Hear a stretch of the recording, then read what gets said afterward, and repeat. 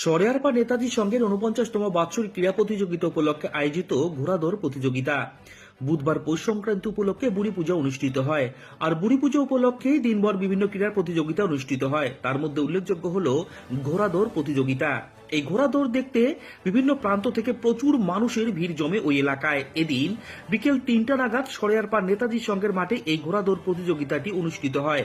অসম বাংলার বিভিন্ন প্রান্ত থেকে ৭টি ঘোড়া এই দৌড় প্রতিযোগিতায় অংশগ্রহণ করে। তার মধ্যে অসমের ধুবড়ী জেলার নূর ইসলাম প্রথম স্থান দখল করে এবং জোরাইমোড় এলাকার আমজাদ আলী দ্বিতীয় স্থান দখল করে।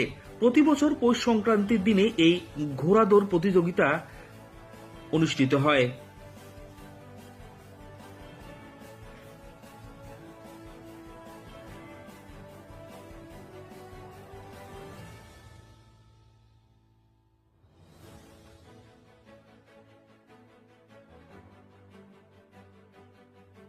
এভাবে চেঁচামেচি করবেন না, পশুকে অবলম্বন